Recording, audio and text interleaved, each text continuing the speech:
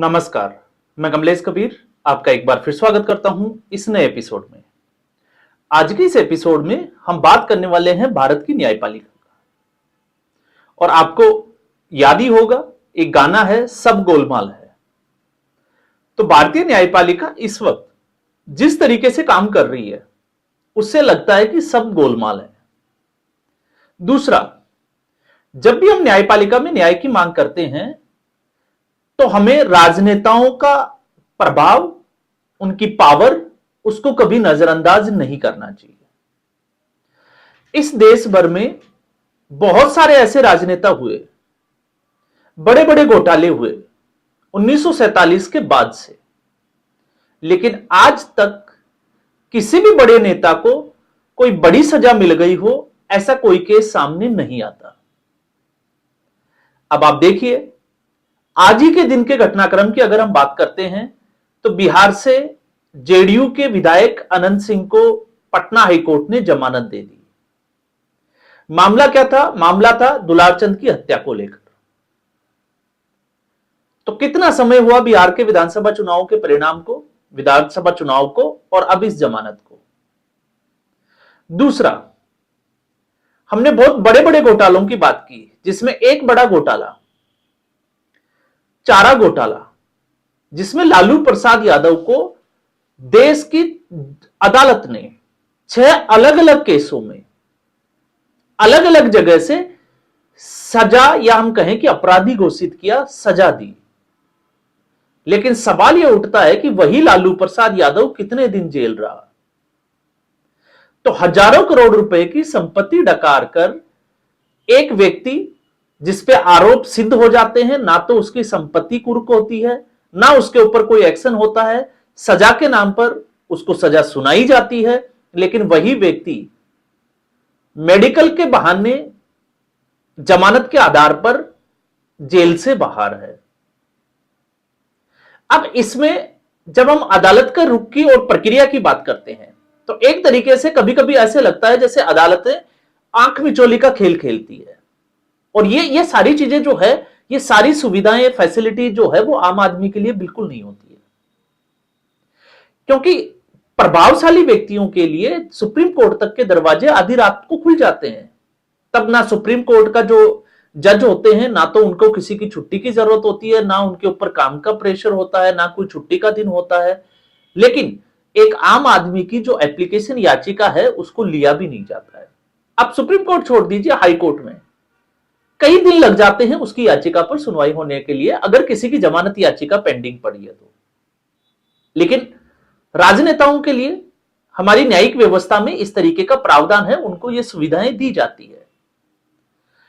तो जब हम लालू प्रसाद यादव के केस को स्टडी करते हैं, वही लालू प्रसाद यादव बिहार में चुनावी सभाएं करता है, रैलियां करता है, और कई बार वो जो है वो फंक्शंस में, नाच गानों में भी हिस्सा लेते हुए दिखाई देते हैं।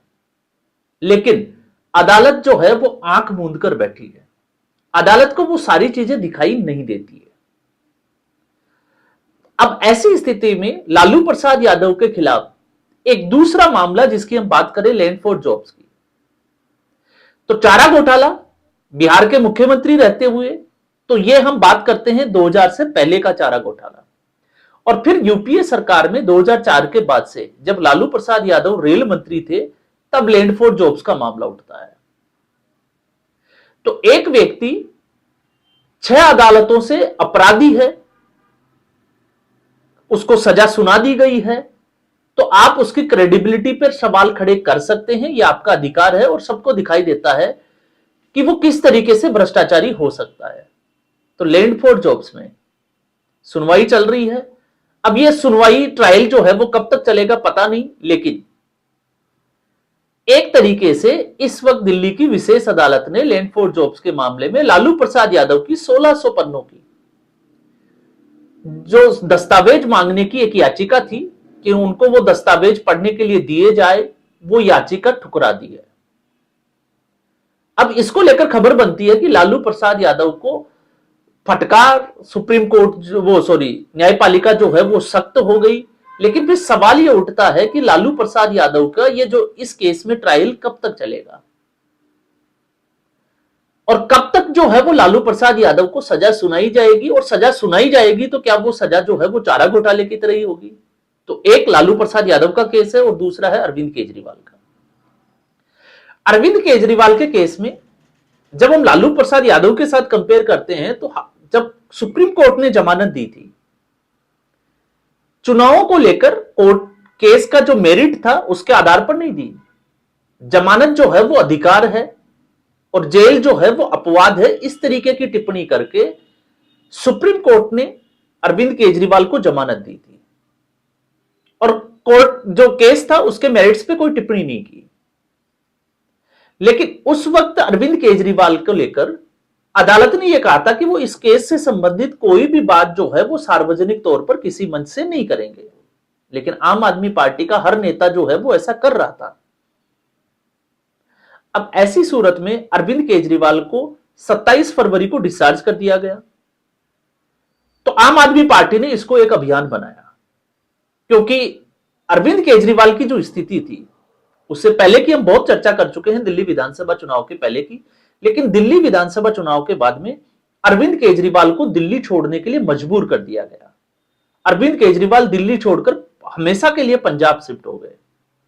और पंजाब इसलिए शिफ्ट हो गए क्योंकि चुनौती अरविंद केजरीवाल के बड़ी थी पॉलिटिकल सर्वाइव के लिए। एक, दिल्ली हाथ से जा चुकी थी और एक ही ऐसा राज्य था जहां पर सरकार अरविंद केजरीवाल के हाथों में थी, वो था पंजाब। अब अरविंद केजरीवाल के पॉलिटिकल सर्वाइव के लिए जो भी रिसोर्सेज चाहिए वो रिसोर्सेज पंजाब से मिलने हैं। तो पंजाब में सरकार को रिपीट करना अरविंद केजरीवाल की मजबूरी हो गया। और अरविंद केजरीवाल, मनीष सिसोदिया, सत्येंद्र जैन, विभव कुमार सब जो है वो पंजाब में इस वक्त है, क्योंकि 2027 में अरविंद केजरीवाल के लिए बड़ी चुनौती है। तो पिछले 3-3.5 साल को आप निकाल दीजिए जहां पर पंजाब में अरविंद केजरीवाल की, आम आदमी पार्टी की, भगवंत मान की जो सरकार थी वो लॉ एंड ऑर्डर पर गिरती हुई दिखाई दी। लेकिन इसके बाद अरविंद केजरीवाल ने एक तरीके से अपनी सरकार का बचाव करने के लिए एक युद्ध स्तर पर अभियान चलाया, नशे के खिलाफ अभियान, जिसका अभी जोरों शोरों से जो है वो प्रचार भी चल रहा है। अब ऐसे में महिलाओं को जो घोषणा की गई थी 1000 रुपए देने की, उसके लिए भी बजट में प्रावधान किया गया है। तो आखिरी साल में जो अपने वादे थे जो 2022 में किए गए थे उनको पूरा करने की पूरी कवायद है। अब पंजाब अगर नहीं बचता है तो फिर आम आदमी पार्टी, अरविंद केजरीवाल, उसके पॉलिटिकल सर्वाइव के लिए रिसोर्सेज कहां से आएंगे, पैसा कहां से आएंगे? क्योंकि अरविंद केजरीवाल पंजाब में रहकर इस वक्त वो गुजरात में, गोवा में सभाएं कर रहे हैं, लेकिन दिल्ली में रहकर वो नहीं कर सकते थे, सबको पता है। तो आप समझ सकते हैं कि चुनौती अरविंद केजरीवाल के लिए कितनी बड़ी थी। तो अरविंद केजरीवाल ने जो 27 फरवरी का जो अदालत का फैसला था दिल्ली के रॉबर्ट्स एवेन्यू कोर्ट का, उसको ढाल बनाया और दिल्ली में वापसी की। एक तरीके से अभियान चलाया गया नरेंद्र मोदी के खिलाफ, और अभी भी वो उसी तरीके की भाषा शैली से जो है वो नरेंद्र मोदी के ऊपर कटाक्ष करते हुए दिखाई देते हैं, सबको दिख रहा है। लेकिन उसके बाद सीबीआई जाती है दिल्ली हाईकोर्ट, और दिल्ली हाईकोर्ट की जो जज थी स्वर्णकांता शर्मा, उन्होंने नोटिस जारी कर दिए सभी 23 आरोपियों के खिलाफ। अब इसमें अरविंद केजरीवाल ने दिल्ली हाईकोर्ट के सीजीआई तक, जो देवेंद्र उपाध्याय है, उनको चिट्ठी लिखी कि उनकी जो बेंच है उसको बदल दिया जाए, और उसके बाद में सुप्रीम कोर्ट का भी रुख किया। लेकिन इसी बीच आज इस मामले में सुनवाई थी अरविंद केजरीवाल के वकील की तरफ से, क्योंकि अरविंद केजरीवाल के पास वकीलों की एक पूरी फौज है। तो एक हलफनामा दिया गया, और उस हलफनामे में अरविंद केजरीवाल और जो आरोपी थे, जो बनाए गए थे 23, उन सभी की तरफ से जवाब दाखिल करने के लिए कहा गया। अब इसमें अगर आप देखोगे तो सीबीआई की तरफ से पेश हुए, ईडी की तरफ से एसवी राजू, उन्होंने की कि ऐसा जो है वो करने की जरूरत नहीं है, ऐसा नहीं किया जा सकता। बावजूद इसके स्वर्णकांता शर्मा ने 2 अप्रैल तक का समय दिया है कि आप अपना जवाब दाखिल करें। तो एक तरफ लालू प्रसाद यादव, जहां कोर्ट की जो टिप्पणी है वो बड़ी सख्त है, तो दूसरी तरफ अरविंद केजरीवाल को राहत दी गई है कि वो 2 अप्रैल तक अपना जवाब दाखिल करें। अब सवाल यह उठता है कि इसके बाद इस प्रक्रिया में कितना समय और कितना लंबा ये जो है वो चलने वाला है। तो अरविंद केजरीवाल भी बाहर है, लालू प्रसाद यादव भी बाहर है, राबड़ी देवी वो भी बाहर है, और इसी तरीके से बहुत सारे नेता जो है वो खुलेआम बाहर घूम रहे हैं। कोई फर्क नहीं पड़ता कि उन्होंने कितना बड़ा अपराध किया और उस अपराध बोध की सजा कितनी होनी चाहिए। तो फिर सवाल उठता है भारत की न्यायपालिका के ऊपर भी। हालांकि कोर्ट इस वक्त जो है वो बड़ा सख्त है कि न्यायपालिका के खिलाफ अगर कोई बोलेगा तो उसको सख्त जो है वो सजा दी जाएगी, कोर्ट ऑफ कंटेम्प्ट जो है उसके खिलाफ लगेगा।